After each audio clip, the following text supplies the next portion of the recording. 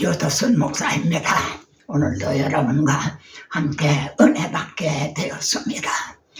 전하는 자나 듣는 자에게 지혜와 계시의 영을 주셔서 잘 전하고 잘 알아듣게 하옵소서. 예수 그리스도의 마음으로, 그리고 주님의 심정으로, 주님의 사랑으로, 주님의 눈물로, 다만 성령의 나타나심과 능력으로 증언하게 하옵소서. 오늘 여러분과 함께 생각할 주제는요, 성경상 최대의 뜻이 깊은 말씀은 무엇인가? 성경에 있어서요, 가장 의미가 깊은 그런 말씀은 무엇인가? 이 질문은 상대적인 질문이라 할 수 있죠.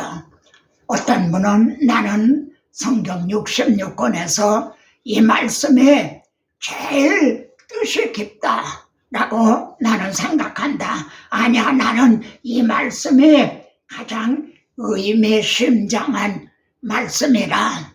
또 어떤 분은 나는 이 말씀이 가장 난해한 그런 말씀이다. 이렇게 생각할 것입니다. 그런데 저는요, 요한복음 1장에 가장 뜻이 깊은 말씀으로 이렇게 생각을 합니다. 자, 요한복음 1장 1절은 말입니다. 태초에 말씀이 계시니라. 이 말씀이 하나님과 함께 계셨는데 이 말씀은 곧 하나님이시니라. 여러분, 이렇게 시작이 되고 있죠. 1절 한 절 안에 말입니다. 말씀이 3번이나 강조가 되어 있어요. 이 말씀은 로고스라고 하는 이제 그 원어를 번역한 거거든요. 그러면 말입니다. 이 그리스도를 말씀이라 한 의도가 뭔가? 왜 사도 요한은 성령의 감동에 의해서 예수 그리스도를 말입니다. 말씀이라고 이렇게 3번이나 강조하는 의도가 뭔가? 저는 여기에 열쇠가 있다. 여기에 비밀이 있다. 이렇게 이제 보는 겁니다. 여러분, 우선 사도 요한이 요한복음을 말씀으로 이렇게 시작하고 있는 것은 창세기 1장과 결부된다고 이렇게 여길 수가 있죠. 왜냐하면 하나님의 첫 창조 때 말이죠, 말씀으로 창조하셨거든요. 그러니까 사도 요한은 재창조도 하나님의 말씀으로 재창조를 하신 거다. 이런 뜻이 있다고 할 수가 있습니다. 여러분, 그런데 14절에서 보면 말이죠, 요한복음 1장 14절에는 말씀이 육신이 되었다. 그래, 우리 가운데 오셨다. 이렇게 말합니다. 자, 다시 한번 보세요. 1장 1절은 태초에 말씀이 계시니라. 이 말씀이 하나님과 함께 계셨는데 이 말씀은 하나님이시라. 그런데 거기서 끝인 것이 아니라 14절에서는요, 말씀이, 이 말씀이 말입니다, 육신을 입고 우리 가운데 거하심에, 이 거하신다는 말은 원은 장막을 친다. 그러니까 출애굽 당시에 말이죠, 성막을 쳤잖아요. 그와 같은 뜻인 겁니다. 육신을 입고 우리 가운데 장막을 치셨다. 우리 가운데 오셨다. 그러니까 요한복음 1장 14절에 요한복음에 나타난 성탄인 거죠. 그렇죠? 공간복음에는 성탄에 대한 기사가 있는데 요한복음에는 바로 이것이 말씀이 육신을 입고 우리 가운데 거하심에 이것이 이제 성탄, 요한복음에 나타난 성탄이 되는 거죠. 그러면은 이렇게 표현할 수도 있죠. 마태복음에선 말이죠. 예수 그리스도께서 성령으로 잉태가 됐다. 이렇게 말씀하죠. 근데 요한복음에서는요. 태초에 말씀이 계시니라. 이 말씀은 하나님이시다. 근데 말씀이 육신을 입고 오셨다. 그러니까 말씀으로 이제 잉태가 됐다. 이렇게 말해도 말할 수가 있는 거죠. 그래서 말씀으로 잉태돼서 육신을 입고 오심으로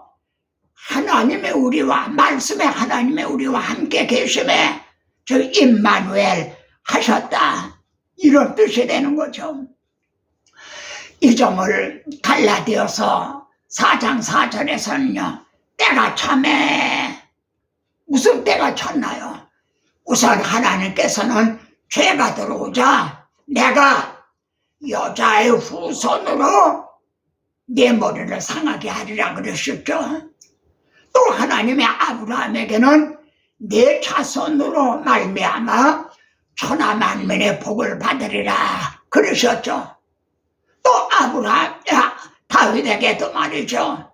또 메시아 언약을 세워주셨죠.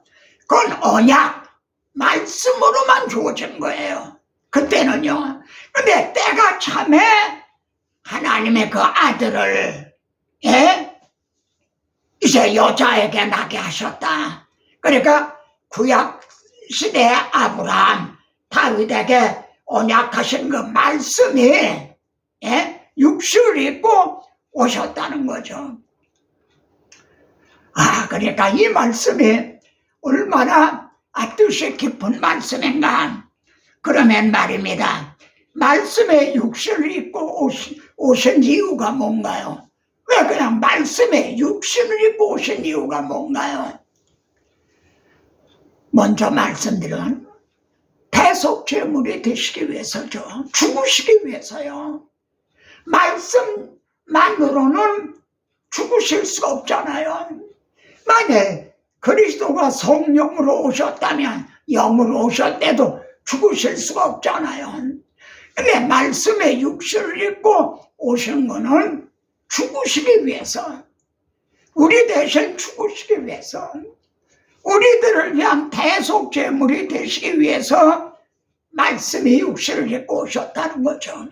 그래서 이 점을 조금 내려가 보면 1장 29절에서 말이죠. 보라! 세상 죄를 지고 가는 하나님의 어린 양이로다. 세상의 모든 죄를 지고 가는 하나님의 어린 양. 이렇게 증언을 하고 있는 거죠. 이렇게 이를 위해서 말씀이 말입니다. 하나님과 함께 계셨던 말씀이, 그리고 이 말씀은 곧 하나님이신데 그분이 육신을 입고 임마누엘 하셨다는 거죠.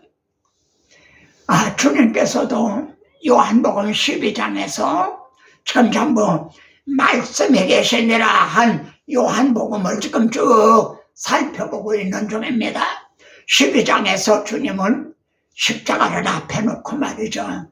내가 이를 위해서 이때 왔나이다. 즉 말씀이 우리들을 위해 대신 죽어주시기 위해 대속죄물이 되시기 위해서 육신을 입고 이때 오셨나이다. 왔나이다. 이렇게 말씀하죠. 그런데 우리 주님이 말입니다. 십자가를 지신 것이 끝이 아니라 잡히시던 날 밤 요한복음에는요. 최후 만찬이 또 없어요. 최후 만찬이 이제 말하자면 사실적으로 이렇게 기록이 되어 있지가 않고 이 점에 내 살을 먹지 아니하고 내 피를 마시지 않으면 너희 속에 생명이 없느니라. 내 살을 먹어라, 내 피를 마셔라. 그러면 너희 속에 생명이 있나니라. 다시 정리를 해봅니다. 말씀이 계셨는데 말씀이 하나님과 함께 계셨다. 근데 바로 이 말씀은 하나님이시다. 근데 그 하나님의 그 말씀이 육신을 입고 오셨다는 거죠. 육신을 입고 임마누엘로 오셨다는 거죠. 그리고 보라, 세상 죄를 지고 가는 하나님의 어린 양이로다. 우리 죄를 대속하시기 위해서 말씀에 육신을 입고 오셨다는 거죠. 그런데 주님은 이제 내 살을 먹어라, 내 피를 마셔라. 이를 달리 표현하면 뭐이 됩니까? 말씀을 먹어라, 말씀을 마셔라, 내 살을 먹어라, 내 말씀을 먹어라. 그런 뜻이 되는 거죠. 그러니까 말씀을 먹여주시기 위해서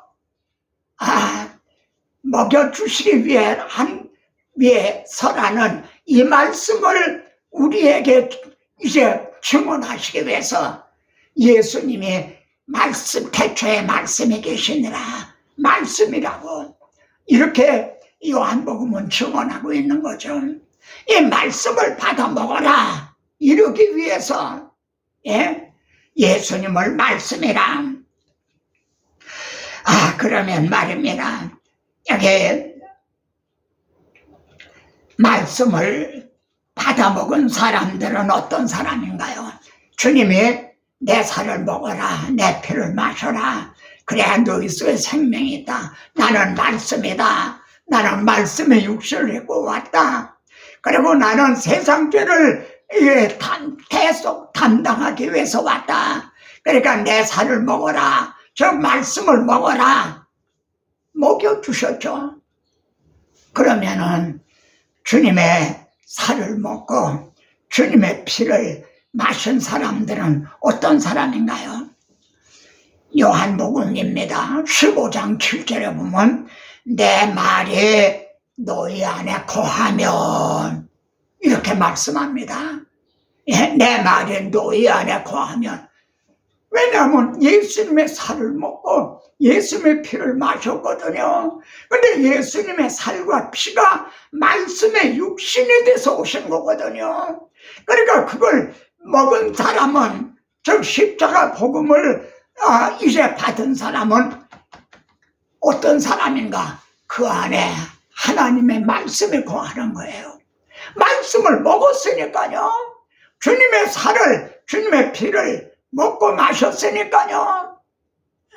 그래서 그 안에 말씀이 거하는 거예요. 그럼 또 어느 말씀이 생각이 나죠? 하나님께서 새 언약은 내가 마음에 기록을 하겠다. 누가 마음에 기록을 해요? 목사님이 마음에 기록을 하나요? 성령이 먹으로 쓴 것이 아니라 영으로 쓴 것이니 성령께서 우리 마음에 새 언약을 기록을 하신다는 거죠. 그래서 내 말이 너희 안에 거하면 어떻게 말씀이 우리 안에 거하나요? 주님의 살을 먹고 피를 마셨으니까요. 그런데 같은 요한복음입니다. 14장 17에서는 성령이 이제 오시면 영원토록 너희와 함께 계신다. 그리고 또 너희 속에 계시라. 여러분, 그리스도인은 어떤 사람들인가? 이 마음에 새 언약이 기록이 되어 있는 사람들이고요. 또 성령을 우리 안에, 너희 안에 거하시겠습니다. 성령을 모신 사람들이라는 거예요. 자, 그러면은 이 말씀을 베드로의 증언하고 한번 결부시켜 보세요. 베드로는 베드로전서 1장 23절에서 너희가 거듭난 것은 썩어질 씨로 된 것이 아니라 썩지 않을 씨로 됐다. 그런데 하나님의 말씀으로 너희가 거듭났다. 여러분, 말씀으로 거듭난다는 거예요. 그리고 이 말씀은 우리가 너에게 전한 복음이 곧 이 말씀이니라. 그리고 푸른 시들고 꽃은 떨어진대. 그 다음에요, 하나님의 말씀은 세세토록 있도다. 여기 두 가지가 있습니다. 성령이 영원토록 너희와 함께 있다 이렇게요. 성령이 우리와 영원토록 함께 계셔요. 우리 속에 또 계세요.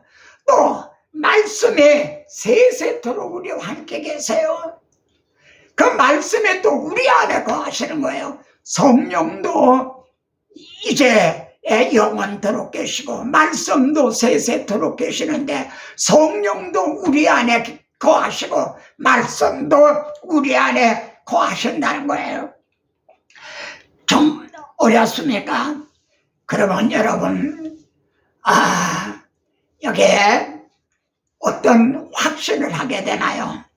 어떤 그 확신과 확고함이 있게 되나요? 여러분, 1장 1절은요, 세 단계로 돼 있어요. 말씀이 태초에 말씀에 계시니라. 그러면요, 태초에만 말씀에 계셨나요?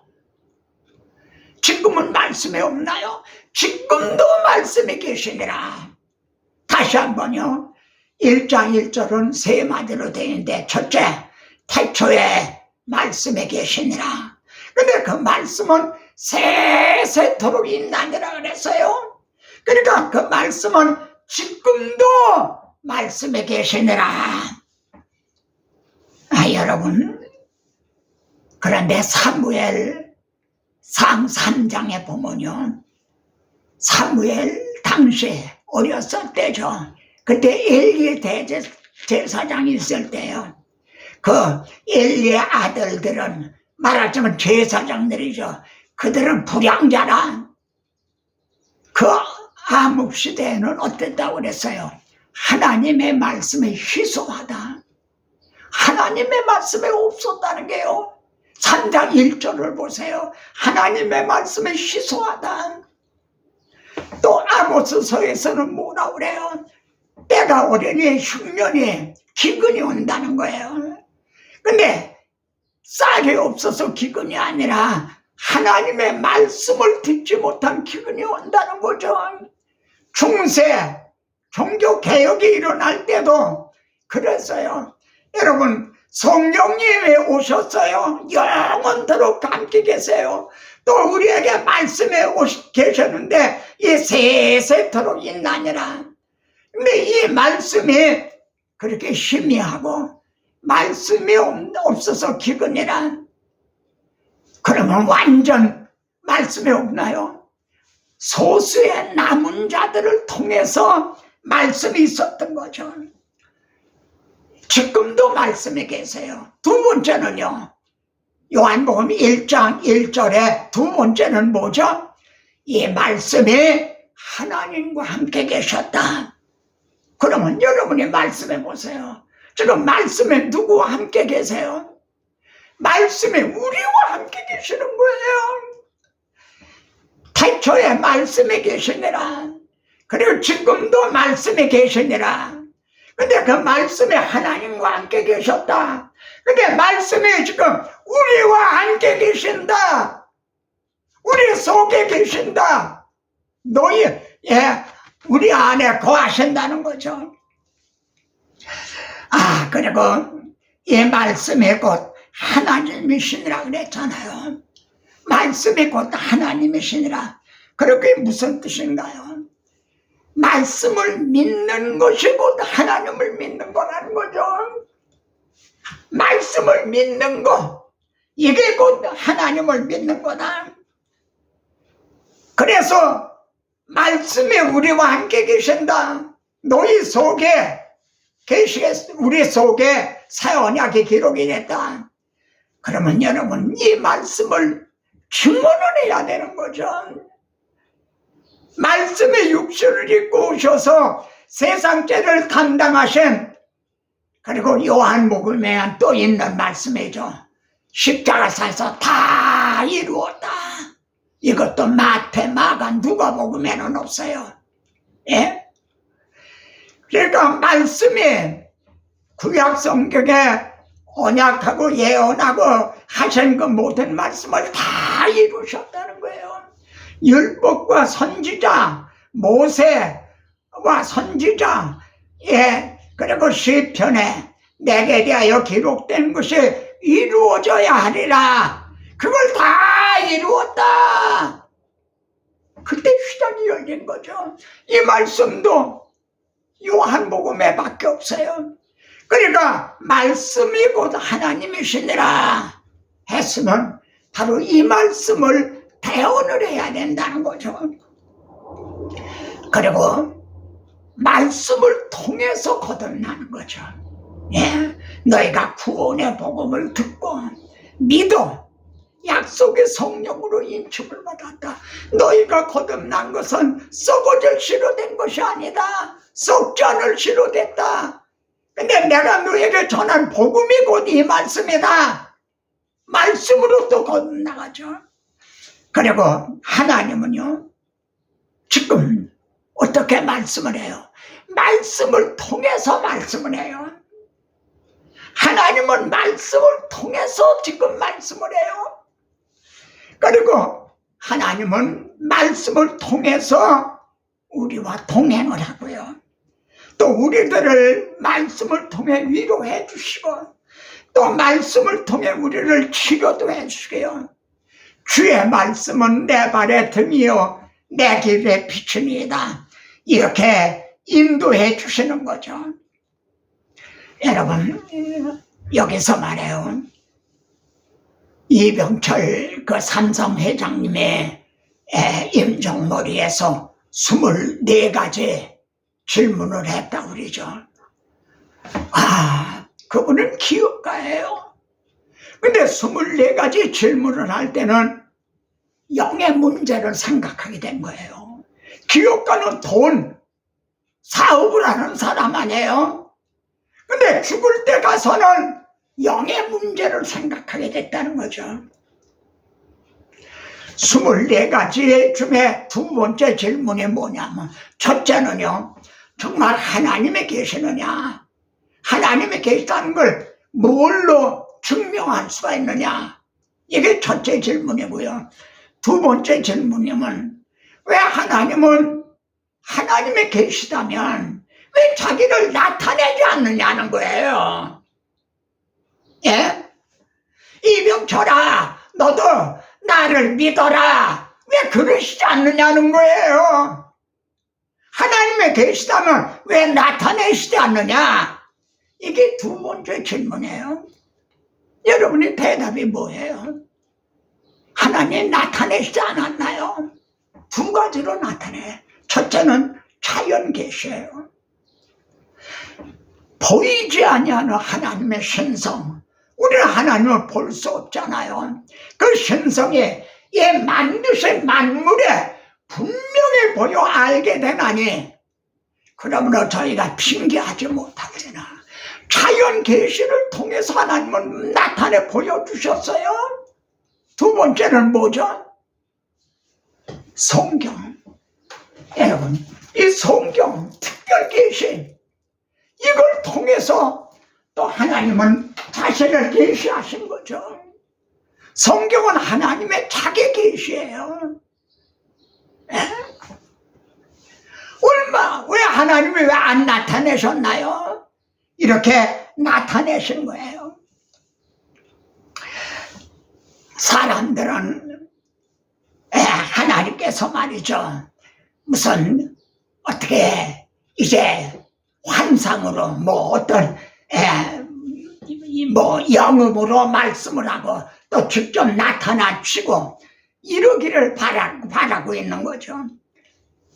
여러분, 그게 질문합니다.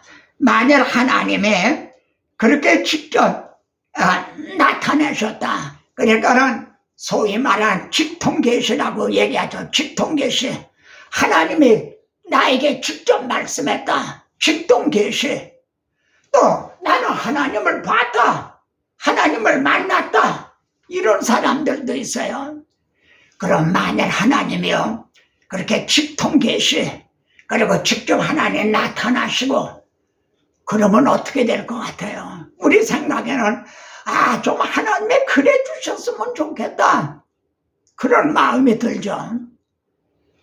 그러면 하나님이 그렇게 하시면 어떻게 될 것 같아요?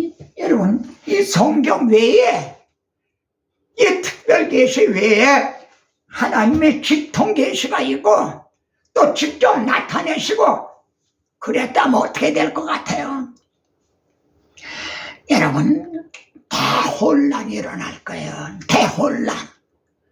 말하자면 바벨탄을 쌓다가 언어가 혼잡이 돼서 쌓기를 중단한 것처럼 기독교는요 무너질 거예요. 왜 그렇습니까? 고린도서 11장 4절에 이런 말씀이 나와요. 사탄도 자기를 광명한 천사로 가장하나니라. 가장. 사탄은요 가장의 명세예요. 광명의 천사로 가장한다는 거예요. 만일 하나님의 특별 계시 그리고 하나님의 직통 계시 이것을 우리가 인정한다면 옳다 됐다. 이 가장의 명세인 사탄이요 가장을 해서 하나님 음성처럼 말하고 또 가장을 해서 하나님처럼 내가 하나님이다 이렇게 나타나고 그렇게 분명한 거죠. 그러면 어떻게 되겠어요? 온 그냥 기독교의 혼란이 일어나게 되는 거죠.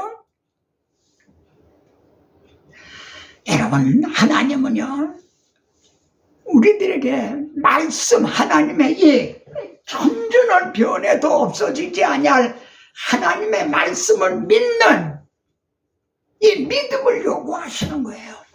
첫사람 아담 하와가 하나님의 말씀을 믿지 않았거든요. 그래서 말씀을 믿는 걸 요구하시는 거예요. 그래서 나의 의인은 믿음으로 말미암아 살리라. 이를 통해 로마서가 기록이 되고 이 로마서를 통해 종교개혁이 되므로 이런 말씀을 다시 회복을 하게 된 거죠. 심히 희소했던 말씀을 다시 회복하게 된 거죠. 도마가 나는 손가락 만져보기 전에는 믿지 않겠다. 주님이 도마에게 나타나셨어요. 만져봐라. 그 지금도 나는 예수님 보기 전에는 난 믿지 않아. 나는 내 손을 주님의 못자국에 넣어보기 전에 믿지 않아. 그리고 그 사람이 산에 가서 하나님 주님 좀 내 손을 못자국에 넣고 좀 믿게 해주십시오. 그러면 도마에게 나타나시듯이 그래라. 여기 내 손을 내봐라. 주님 그러시나요? 그러시나요? 아닌 거죠. 근데 왜 도마에겐 그랬나요? 대답 좀 해보세요. 왜 도마에게는 나타나셨나요? 도마가 누구예요? 12사도 중에 한 사람이에요. 12사도들은 교회의 터를 놓는 사람들이에요. 교회의 터. 기초를 놓는 사람이에요. 근데 12사도 중에 어느 한 사람이 아니야 난 안 믿어. 그러면 그 기초가 온전한 게 못 되는 거죠. 기초가 결함이 있게 되는 거죠. 그래서 도마에게 나타내셨고 주는 그리스도요 하나님이십니다. 고백을 하게 했죠. 너는 본 거로 믿느냐? 보지 못하고 믿는 자가 복이 있도다. 여러분 그래서 사도 12사도의 그거는 온전한 교회의 터를 놓게 된 거예요. 그리고 그것이 성경으로 충족된 성경으로 기록이 돼서 우리에게 주신 거죠. 이제는 이 성경을 믿는 것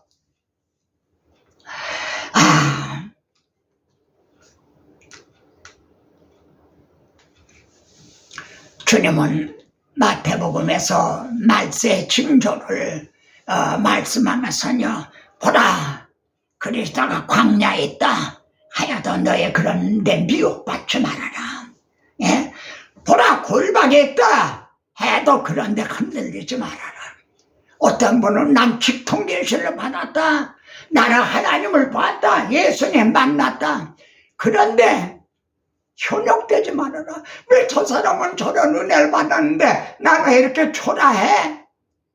그렇게 낙심하지 말아라. 여러분, 성경에 참 특별한 분들이 있죠. 예를 들어 어거스틴, 뭐 종교개혁을 일으킨 데 쓰임받은 루터, 또 칼빈 같은 분, 요한 웨슬레 같은 분, 그분들의 전기를 읽어보세요. 이제 하나님이 이렇게 직통계시로 말씀했다, 내가 주님을 봤다, 그런 게 없어요. 말씀을 통해서 그들을, 예를 들어 루터도 로마서 1장 17절을 통해서 그를 일으켜 세우신 거죠.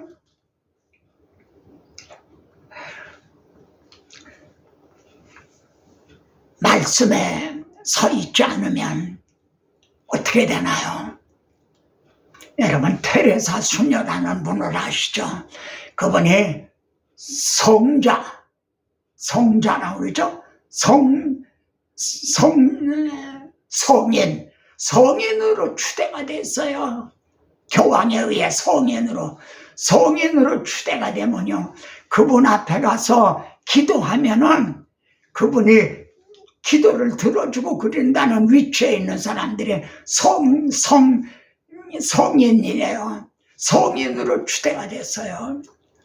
근데 그분에 대한 기사들을 읽어보세요. 테레사 수녀가 임종머리에서 말이죠, 하나님은 마지막까지 하나님이 부르심이 없었다는 거예요. 마지막까지 자기에게 나타나시지 않았다는 거예요. 그러면서 흑암뿐이고 한 줄기 빛도 없구나. 그래서 많은 수녀들이 깜짝 놀랐다는 거죠.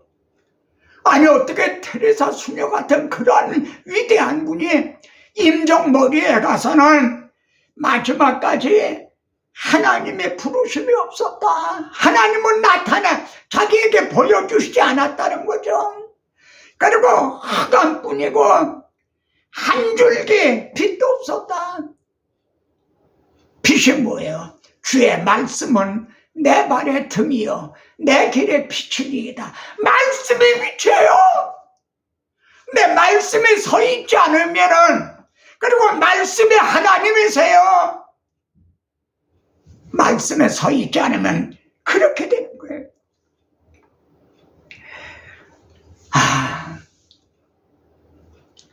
이럴 경우 우리가, 여러분, 어떤 찬송 부르고 싶습니까?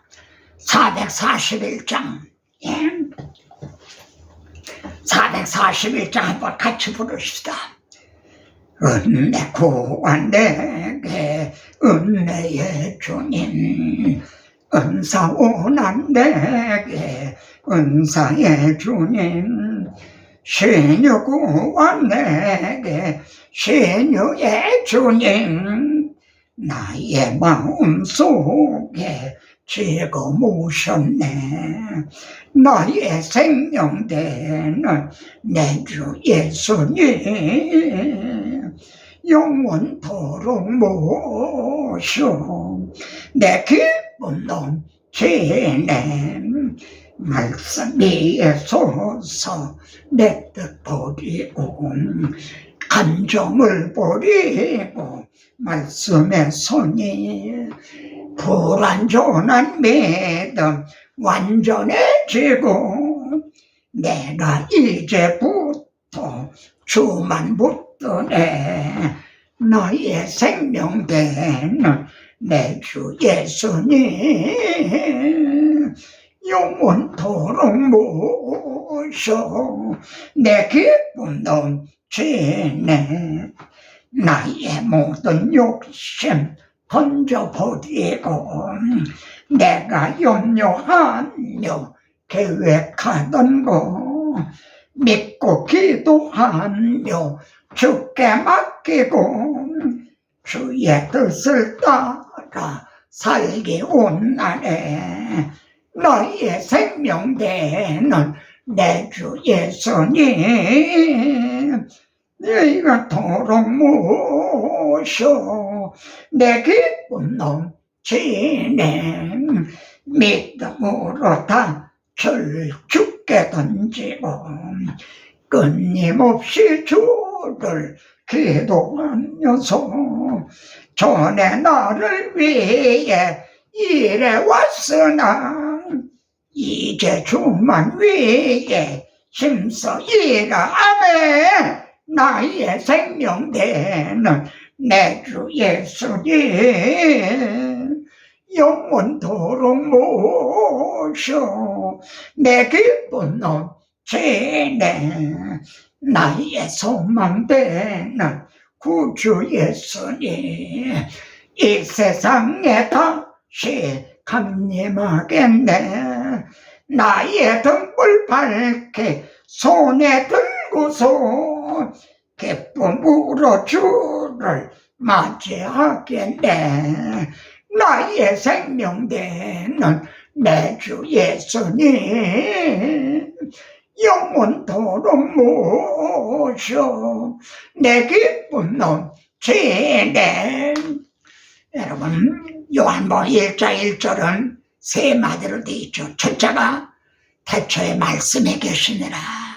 그리고 지금도 말씀에 계시니라. 두 번째는 이 말씀이 하나님과 함께 계셨으니, 근데 이 말씀이 우리에게는 어떻게 적용이 되죠? 이 말씀이 이제 우리와 함께 계시니, 나와 함께 계시니, 이 말씀이 내 속에 기록이 됐으니, 세 번째는 이 말씀은 하나님이시니라. 하나님의 말씀을 믿는 것이 하나님을 믿는 거고, 이 하나님의 말씀을 따라 이제 사는 것이 하나님과 동행하는 것인 거죠. 아멘. 내 입에서 나간 말도 헛되이 내게로 돌아오지 아니하고 내 뜻을 이루며 명하여 보낸 일에 형통하리라. 오늘 말씀을 통해서 이제 하나님의 말씀에 확고하게 견고하게 세워주심을 감사합니다. 아멘. 다음 시간에도 뵙겠습니다.